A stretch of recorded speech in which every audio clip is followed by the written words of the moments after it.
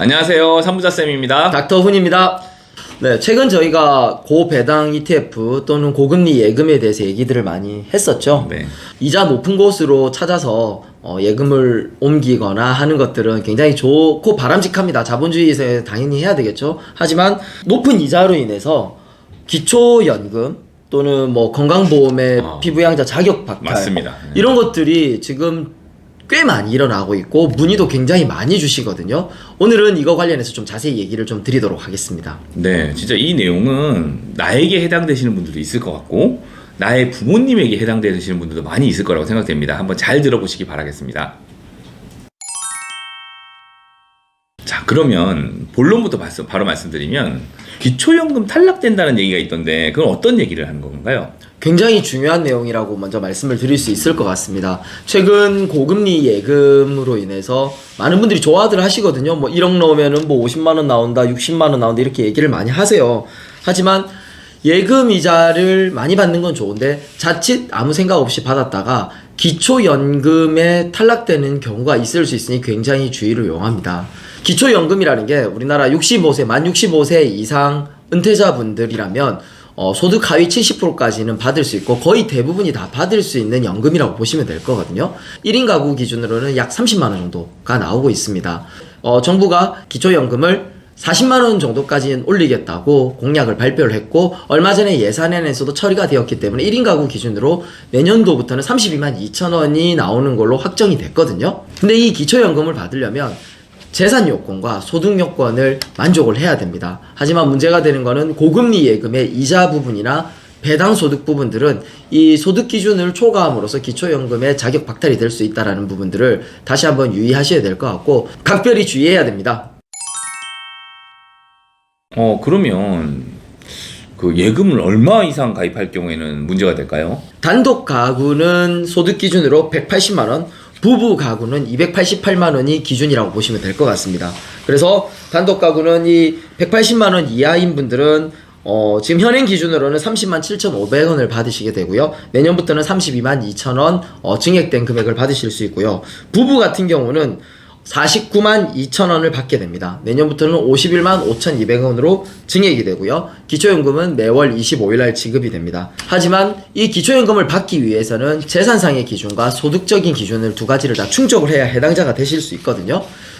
정부에서 발표한 대상자는 소득 하위 70%이기 때문에 거의 대부분 사실상 아주 고가주택이나 회원권 빼고 다 된다는 얘기니까요. 빼고는 다 받으실 수 있다라고 생각하시면 되는데 몇 억 정도의 예금을 넣어놔서 예금 이자가 소득 기준을 초과해버리는 경우들도 있거든요. 그래서 이런 부분들을 조금 조심하셔야 될 것 같고요. 실제로 제가 다음 표 보시면은 1인 가구 같은 경우는 아까 기준소득이 180만원이라고 말씀을 드렸죠. 그래서 지금 현행 금리 5% 1년 예금 만기를 보면 2억 정도를 하시면은 소득 인정액 보면 139만 3천원이기 때문에 전혀 뭐 문제없이 받으실 수 있을 것 같고요. 하지만 3억 원부터는 소득 인정액이 214만 3천원이기 때문에 선정 기준에 180만을 초과하게 되거든요. 그러네요. 예, 이게 기초연금을 탈락할 수 있기 때문에 이런 부분들은 좀 조심하셔야 될 것 같습니다. 부부 가구 같은 경우는 소득 선정 기준액이 288만원이거든요. 그래서 보시면 예금에 4억 정도 하시면 289만 2천원이 소득 인정액이기 때문에 4억 정도가 적정 기준선이라고 보시면 될 것 같고 여기서 또 플러스로 조금 더 중요하게 생각하실 것 같은 경우는 고가의 차량이나 골프 회원권 이런 것들은 가지고 있는 것 자체만으로도 기초연금의 수급 탈락자가 되기 때문에 다시 한번 유의하셔야 될 것 같고 물론 뭐 배기량이 3000cc 넘는다 하더라도 10년 넘은 차량이라든지 장애인 공제 이런 것들은 있으니까 해당 사항들은 좀 꼼꼼히 살펴보실 필요가 있을 것 같습니다. 지금 얘기를 들어보니까 뭐 일단 예금도 뭐 한 부부 합산해서 4억 뭐 개인을 했을 때는 2억 정도밖에 못하는 것 같아요. 네, 약 2억 보니까. 5천 정도까지 가능할 것 같습니다. 그리고 뭐 비싼 차도 4천만 이상 되는 차도 몰면 안 되고 네, 3000cc 이상이요. 그리고 또 뭐 레저 관련된 회원권 같은 것도 사면 안 되는 것 같습니다. 그래서 이런 관련돼서 구체적인 좀 플랜 같은 게 좀 있나요? 알려주실 만한?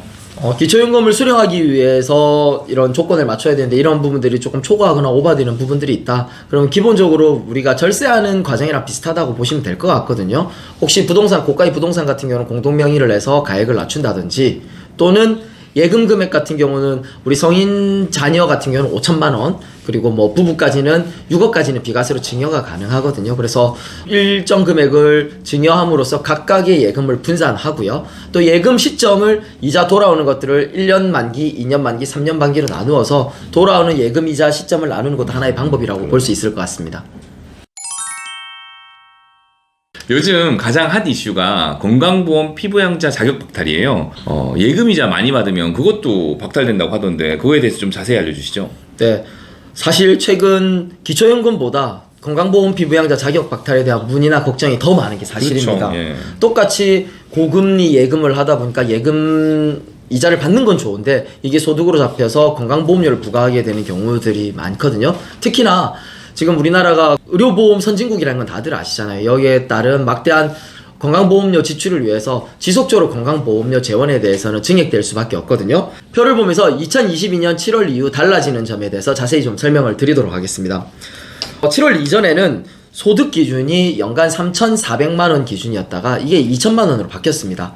1,400만 원 낮아졌지만 여기에 소득은 우리가 흔히 말하는 근로소득, 사업소득, 임대소득, 금융소득, 배당소득 토탈해서 종합소득을 말하는 거거든요. 예. 그래서 이 2천만 원 소득 기준으로 많은 분들이 이미 탈락을 하셨고 더군다나 재산 기준도 과세표준 5억 4천만 원 초과에서 3억 6천만 원 초과로 바뀌었습니다. 무슨 말이냐면 뭐 부동산 등의 재산이 있는 3억 6천만 원 이상이 있는 사람들은 아까 소득 기준이 2천만 원이 아니라 1천만 원만 넘어도 피부양자가 안 된다라는 거죠.